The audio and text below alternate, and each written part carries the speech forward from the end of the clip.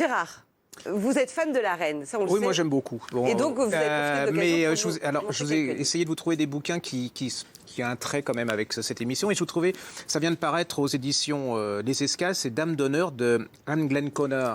Je ne sais pas si vous avez lu. C'est Anne Tennant, c'était la dame d'honneur de la princesse Margaret.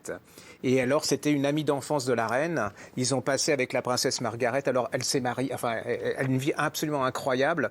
Elle s'est mariée avec un Lord Falconer, qui était richissime, qui a mis en valeur les îles Moustiques, entre autres, qui a légué toute sa fortune à le fils d'une domestique. C'est quand même une famille assez incroyable. Et elle raconte tous ses voyages. Elle essaye de remettre en juste lumière la princesse Margaret, parce qu'elle avait une très mauvaise image, comme snob, relativement méchante, complètement. Et là, on suit cette femme qui a une vie absolument entre la tragédie et le comique, c'est-à-dire qu'elle a beaucoup d'humour. Elle va perdre 2 de ses enfants, dont un du sida.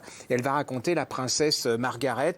Alors, ses voyages diplomatiques, les fêtes aux îles Moustiques, vous vous dites, là, j'aurais bien voulu y être là pour voir, parce que ça paraissait extraordinaire. Il y avait, à notre époque, elle est complètement guindée à côté de cette époque, là où c'était extraordinaire. Hein. Les îles Moustiques, pour moi, c'est mythique. Hein. Je ne connaissais pas, mais les îles Moustiques, c'est mythique, on gardera la forme. C'est très, très beau, parce qu'on rentre, c'est comme The Crown. Si vous avez aimé The Crown, c'est-à-dire, là, c'est du vrai. Elle vous raconte, elle l'a vécu.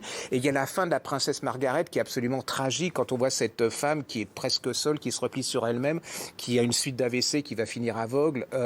C'est un très, très, très joli livre. Je trouve que c'est un bon tenant à The Crown, parce que ça remet vraiment par quelqu'un qui l'a vécu. Et c'est pas aussi noir que d'un côté, si blanc. Enfin, je trouvais ça très, très, très, très beau, et ça m'a beaucoup touché. Et puis, il y a ça, c'est l'événement, c'est le numéro 4 de la série de la revue qui s'appelle Légende.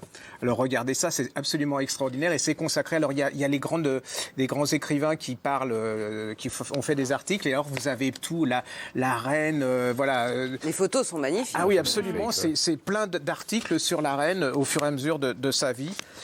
Et là, on voyait que c'était une idole, hein. C'est-à-dire que quand elle va en Australie dans les années 60, c'était de la folie. C'était comme Diana, on ne se rend pas compte maintenant de ce que c'était, mais c'était incroyable. Allez-y, parce que c'est une magnifique revue aussi. Merci Gérard. Et alors je vous conseille aussi d'aller sur le site de la famille royale, royal.uk, où vous avez de très belles photos de la famille royale qui défile et qui rendent hommage au prince Philippe. Et d'ailleurs vous pouvez y mettre vos condoléances, puisque tout se fait par Internet.